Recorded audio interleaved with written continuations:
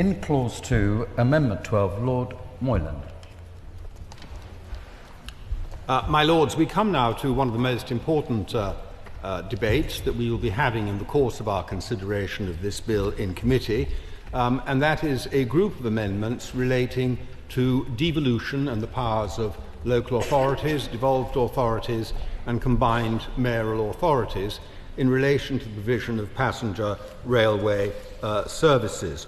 I intend, if I may, at this stage in the debate, to speak only to those amendments standing in my name, which are 12, 13 and 50, although I would like to offer general support to the other amendments in this bill, many of which I have added my name to. I may have more particular comments about them later in the debate when others have had the chance to, when their movers have had a chance to speak to them. I'll dispose briefly of 12 and 13, which were intended to be helpful. Indeed, 12 is still intended to be helpful. Amendment number 12 requires the government, the relevant franchising authority, to consult the newly established Council of the Nations and Regions that the Prime Minister has set up before awarding contracts to a public sector company. We did think on this side of the House that it might be useful for the new Council of the Nations and Regions to have something practical to do, and considering the provision of railway services is something that would take up a considerable amount of their time and generate a great deal of interesting debate, I would have thought. But I shall say no more about it, because I would imagine that it would be happily accepted by the noble Lord. The second, 13, coupled with it, is that the relevant franchising authority must also consult the Prime Minister's envoy to the nations and regions. Now, of course, when the amendment was drafted, that post not only existed, but it was, as far as we understood, filled. Perhaps the less I say about it at the moment, the better, since the post hasn't, I believe, been filled. Perhaps the noble Lord could bring us up to date on that exciting and fast-moving story. Indeed, I'm not entirely sure if the post still exists, having been created with such fanfare in a moment of crisis. So I shall leave Amendments 12 and 13 to one side for the moment and see what the noble Lord has to say later on. I'm going to turn instead to my amendment number 50, which is towards the end, at the end of the marshalled list, which proposes instead that the bill do not commence until regional partnership boards have been established between the shadow Great British Railways, and I've added for the sake of safety, or the Secretary of State acting on its behalf, because at this stage we are not sure, I am not sure, of what the legal status of shadow Great British Railways is. Does it in fact exist as a legal entity? Does it have the powers to establish boards and participate in them? And that in itself, as a technical matter, would be an interesting thing for the Minister to comment on when he comes to speak, because I think we'd all like to know exactly what its status is. But these partnership boards are to be set up between shadow Great British Railways and local and regional authorities in England to give local leaders a greater say in how the railways are run in their area. Now, that wording has some root. It wasn't simply invented by me. It was taken from the Williams Review of the Railways, where the noble Lord the Minister and other members, other noble lords, will find on page 41 the declaration that new partnerships between Great British Railways and local and regional government will be established to give local leaders a greater say in how the railways are run in their area. Exactly the wording that is going to be found, that is found in the amendment that I have tabled.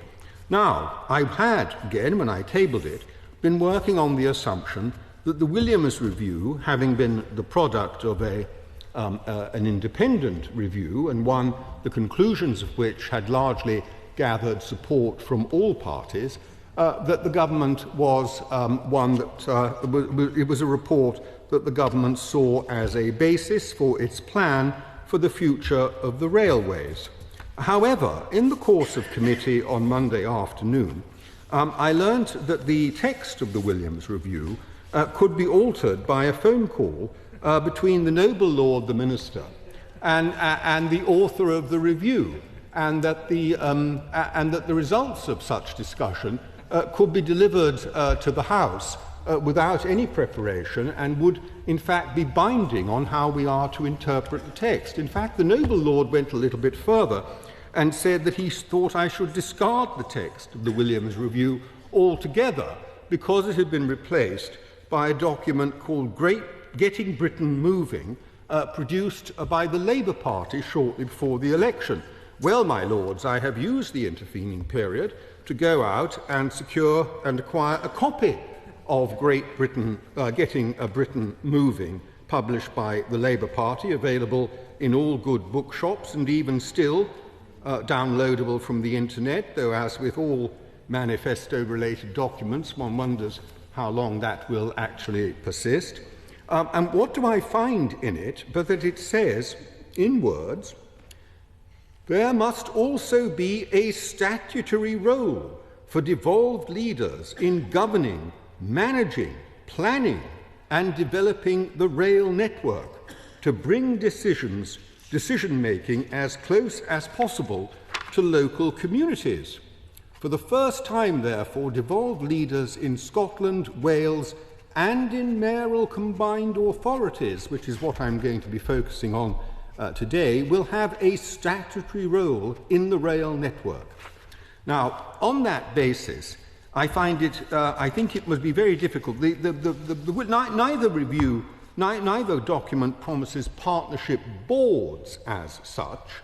It says there will be partnerships, but I would have thought a partnership board would be a natural way to articulate that partnership and for it to be put into effect. So I would have thought, again, in principle, this amendment would be one that would be welcome to the government, where the government would actually say, yes, we have this policy, it's stated in Getting Britain Moving, and I don't know, is it possible this document could be rewritten by some sort of ethereal intervention in the course of debate like the last one was? I'm hoping not. I'm hoping it has some stability at least until the end of our debating this group of amendments, and so forth. But would the government do this? Would they sign up for it? Would this not be a sensible way of putting their own policy into effect? But then I turned to a letter sent by the noble Lord very kindly to all members of to all noble lords who had participated, I believe to all noble lords who had participated in the debate at second reading. And what do I find in that letter? The government has no current plans to devolve responsibility for operating further national railway services to local authorities. Now, this seems to be going back in large measure on the commitment, the wide and generous commitment to devolution that was made both in the Williams Review and in the document Getting Britain Moving. So I would like the noble Lord to explain quite where we are on this. I know he's likely to say that all of this is for the future. None of this is to do with this bill. He'll fall back on the argument that this bill is a very tiny and technical bill. It has no significance whatsoever, and we should just vote it through without question, because all of these matters will be dealt with in the great rail reform bill due to arrive on a platform near us sometime in 12 or 18 months' time. But, my lords, as I have said, and as other noble lords have said earlier in committee, the transitional arrangements set up by this bill are likely to be in effect, even if the government's timetable goes well, for 4 or 5 years, as that legislation is devised, brought forward, amended, debated, passed, and then, of course, implemented, which is likely to take several years. These large changes don't happen overnight. And during all of that time, the commitment to devolution made in such glowing words in Getting Britain Moving will be not in suspension, it will be totally absent.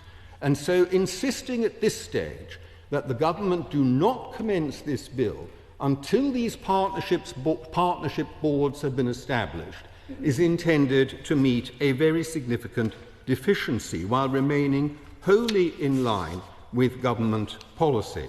Now, I don't need to say, I hope I don't need to say, how important devolution is and how many members, many noble lords on all sides of this House are committed to decision-making and to devolution, at least amongst the regions in England, which I'm confining myself to for reasons I shan't explain, but Scotland and Wales make it all a bit more complicated than is necessary to deal with in this particular debate. The principles are the important ones. I think noble lords on all sides are committed to devolution, and it's worth just saying what exists at the moment. At the moment, we have, in Merseyside, we have devolved management of the railways. Now, the noble lord has pointed out to me, and I fully accept this, he's pointed out in conversations we had with officials before the bill, that the Merseyside network is sufficiently distinct from the national network that leaving it to manage itself can make a great deal of sense. But then we can, I accept that, but then we come to London. London, the most congested, the most complicated part of the network, is of course managed, the services on the Network Rail tracks are of course run partly by Network Rail and partly by the Mayor of London. The effect of what the Minister says in his statement is that steady progress of transferring responsibility from Network Rail to the Mayor of London for local lines that has taken place over the last 10 or 15 years, irrespective of the party colour of the mayoralty, that is now to be stopped. It is to be set in aspic. The current arrangement is to be left as it is. Whether there is a rational basis for it or not, it is to be left in aspic. I don't need to remind the noble Lord the Minister, because he had executive responsibility for it at the time, how much has been achieved by that devolution in London, how much largely lines that were largely abandoned, if not by the railways, certainly by passengers, have been brought back into busy and active service, branded under the London London Overground logo, that even modest interventions, painting the stations, lighting them properly, and making them feel safe, has encouraged passengers to use them, especially women who previously would never have dared go into the station, and the passenger numbers have flourished and burgeoned as a result. I don't say that every commuter line in London should be transferred to the Mayor of London. I don't have the evidence to make that case. It should be looked at line by line. But what we have here from the government now is a complete and irrational estoppel. And it brings us to this contradiction at the heart of the government's legislation and its thinking, which is that on the one hand it is committed to what I've referred to as the single controlling brain. I see in fact the words I should be using, a single controlling mind, because that is the government's, those are the words used by the Labour Party, but it comes to the same thing. The single controlling brain, or the single controlling mind running the entire system, is simply inconsistent with any serious form of devolution at all. So the Mayor of Greater Manchester, who would like to have similar services running at his disposal as the Mayor of London does, he is now to be turned away irrespective of argument. The government will not countenance his views. The Mayor of the West Midlands, similarly, and others who are in such a position. They are to be closed down. What then is the future of services in London? What is the coherence in the government's position? How can it have a single controlling brain and devolution at the same time, devolved operation of services at the same time? Isn't the whole principle of the bill fundamentally a mess?